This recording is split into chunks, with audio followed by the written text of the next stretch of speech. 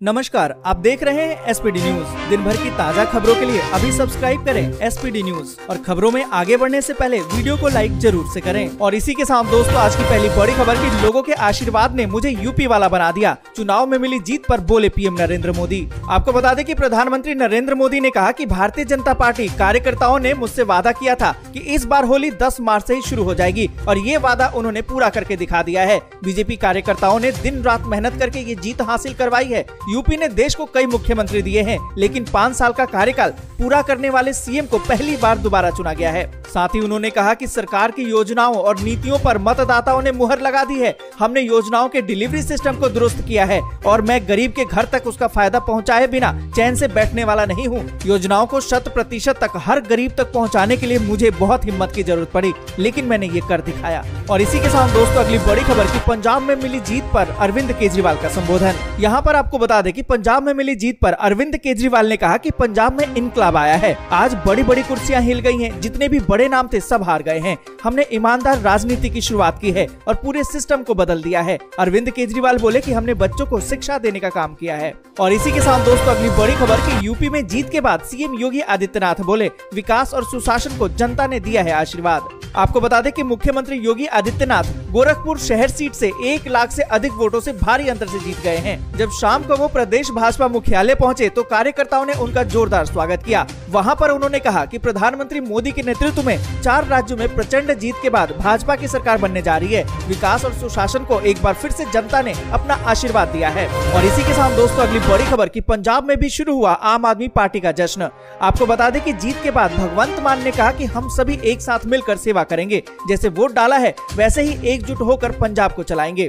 आपको बता दें कि भगवंत मान ने कहा कि सरकार बनने के बाद हमारी पहली कलम बेरोजगारी को दूर करने के लिए चलेगी। हमें युवाओं को रोजगार देना है। आप मेरे ऊपर यकीन रखिए, आपको 1 महीने के अंदर ही अंतर नजर आने लगेगा। इन सभी के बीच दोस्तों, अगली बड़ी खबर की जेलेंस्की ने नए कानून पर कर दिए हैं दस्तखत। यूक्रेन में रूस की संपत्ति जब्त करने की मिलेगी अनुमति। आपको बता दें कि राष्ट्रपति जेलेंस्की ने एक कानून पर हस्ताक्षर कर दिए हैं जो यूक्रेन में रूसी संपत्ति को जब्त करने की अनुमति देता है। आपको बता दें कि ये कानून यूक्रेन को रूसी संघ या फिर इसके नागरिकों की संपत्तियों को बिना मुआवजे के जब्त करने का अधिकार देता है। संसद ने इस कानून को 3 मार्च को पारित कर दिया था। यूक्रेन के मीडिया संस्थान कीव इंडिपेंडेंट ने इसकी जानकारी दी है। और इन सब के बीच दोस्तों, अगली बड़ी खबर की रूस यूक्रेन के विदेश मंत्रियों की बातचीत बेनतीजा। कुलेबा बोले सीज फायर पर कोई बात नहीं हुई।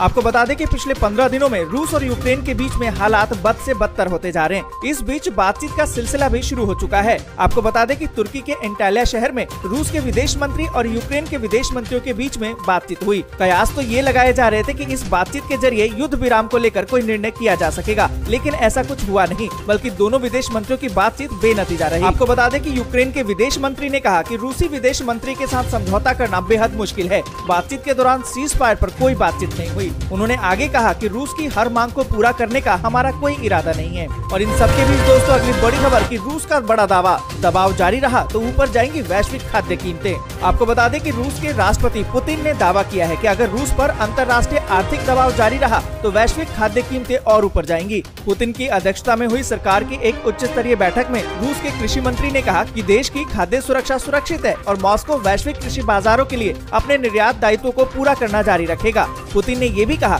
कि रूस सभी ऊर्जा निर्यात जारी रखे हुए है, इनमें यूक्रेन के जरिए होने वाला निर्यात भी शामिल है। और इन सभी के बीच दोस्तों, अगली बड़ी खबर की खुशखबरी, अब किसानों को 6,000 रूपए के साथ हर साल मिलेंगे 36,000 रूपए। आपको बता दें कि पीएम किसान सम्मान निधि के लाभार्थियों के लिए बड़ी खुशखबरी है। किसानों को इस योजना के तहत हर महीने 3,000 रूपए मिल सकते हैं और इसके लिए उन्हें कोई दस्तावेज भी नहीं देना होगा। आपको बता दें कि पीएम किसान योजना के तहत अब तक किसानों को 2,000 रूपए की 3 किस्त यानी कि साल में 6,000 रूपए मिलते हैं, लेकिन इस योजना के तहत अब आपको सालाना 36,000 रूपए मिल सकते हैं। आपको बता दें कि पीएम किसान मानधन योजना के अंतर्गत किसानों को हर महीने पेंशन दी जाती है। इस योजना के तहत 60 साल की उम्र के बाद हर महीने 3,000 रूपए यानी कि साल में 36,000 रूपए किसानों को पेंशन दी जाती है। और आपको बता दें कि अगर पीएम किसान का फायदा आप ले रहे हैं तो आपको कोई भी एक्स्ट्रा डॉक्यूमेंट नहीं देना होगा। पर यहाँ पर आपको बता दें कि आपकी उम्र अगर 18 से 40 साल है तभी आप इसका फायदा ले सकते हैं। और इसी के साथ दोस्तों, अगली बड़ी खबर की रेल यात्रियों के लिए बड़ी अच्छी खबर। यात्रा के दौरान अब ट्रेनों में फिर से मिले मिलेगा कंबल चादर। आपको बता दें कि रेल यात्रियों को एक बड़ी राहत देते हुए रेलवे ने ट्रेनों में सफर के दौरान फिर से कंबल और चादर मुहैया कराने का फैसला किया है। इस सिलसिले में गुरुवार को आदेश जारी कर दिया गया। रेलवे बोर्ड ने सभी रेलवे जोन के महाप्रबंधकों को जारी अपने आदेश में कहा कि ये सुविधा तत्काल प्रभाव से बहाल कर दी जाए। और इन सभी के बीच दोस्तों अगली बड़ी खबर की भाजपा की प्रचंड जीत के बाद अब वादों का बोझ, होली पर बांटने होंगे 1.5 करोड़ गैस सिलेंडर। आपको बता दें कि उत्तर प्रदेश विधानसभा चुनाव 2022 में जनता ने भारतीय जनता पार्टी की उम्मीदों की झोली भर दी है, तो उसका बोझ भी अब योगी सरकार 2 को पहले कदम से ही उठाना पड़ेगा। सरकार को जीत के जश्न के साथ ही होली पर उज्ज्वला योजना के लाभार्थियों को मुफ्त में गैस सिलेंडर देना होगा, जिसकी संख्या लगभग 1.5 करोड़ है। इसके लिए सरकार को करीबन 1400 करोड़ रुपए खर्च करने होंगे। साथ ही आपको बता दें कि हर विधवा और निराश्रित महिला की पेंशन अब बढ़ाकर 1500 रुपए कर दी गई है। वहीं वरिष्ठ नागरिक और दिव्यांगों की पेंशन भी बढ़ गई है, जिसे बढ़ाकर 1500 रुपए कर दिया गया है। ऐसे ही 60 साल से अधिक उम्र के महिलाओं के लिए सार्वजनिक परिवहन में अब मुफ्त यात्रा होगी। साथ ही आपको बता दें कि गन्ना किसानों को 14 दिन में गन्ना मूल्य का भुगतान भी होगा। ये सभी वादे करके योगी सरकार दोबारा से बनी है। अब देखना होगा कि योगी सरकार कितनी जल्दी इन वादों को पूरा करती है और इसकी पहली किस्त हमें होली में ही जरूर दिखाई देगी। और इसी के साथ दोस्तों अगली बड़ी खबर की अवैसी ने चुनाव रिजल्ट पर ईवीएम का जिक्र करते हुए बताई ये गलती। जानिए क्या कहा। आपको बता दें कि उत्तर प्रदेश विधानसभा चुनाव के परिणाम को लेकर AIMIM के प्रमुख असादुद्दीन अवैसी ने कहा कि राजनीतिक दल नाकामी छुपाने के लिए ईवीएम की चीख पुकार कर रहे हैं। मैं 2019 से कहता आ रहा हूं कि ईवीएम की गलती नहीं है, बल्कि लोगों के दिमाग में चिप डाल दी गई है, ये उसकी गलती है। कामयाबी हुई है, लेकिन ये कामयाबी 80% बनाम 20% की कामयाबी है। और इसी के साथ दोस्तों अगली बड़ी खबर की पीएम मोदी का मैजिक कायम, किसान आंदोलन, महंगाई सब पर पड़ गई भारी। आपको बता दें कि 5 में से 4 राज्य उत्तर प्रदेश, उत्तराखंड, गोवा, मणिपुर में आए विधानसभा चुनाव के नतीजों ने एक बार फिर से साबित कर दिया है कि प्रधानमंत्री नरेंद्र मोदी का जादू अभी कम नहीं हुआ है। जो लोग ये कहते थे कि इस बार भाजपा अच्छा नहीं करेगी, इन नतीजों से सबको चौंका दिया है। आपको बता दें कि महंगाई और बेरोजगारी था सबसे बड़ा मुद्दा, लेकिन ये सभी मुद्दे धरे के धरे रह गए। 5 राज्यों में से 4 में भाजपा जीत हासिल कर ली। खास तौर पर उत्तर प्रदेश की जीत तो सबसे अहम है। उत्तर प्रदेश में 35 साल में कोई पार्टी वापसी कर रही है। आपको बता दें कि उत्तर प्रदेश में जहां सीएम योगी आदित्यनाथ ने अपने स्तर पर बेहतर काम किया, वहीं प्रधानमंत्री नरेंद्र मोदी का जादू लोगों के सिर चढ़कर बोला।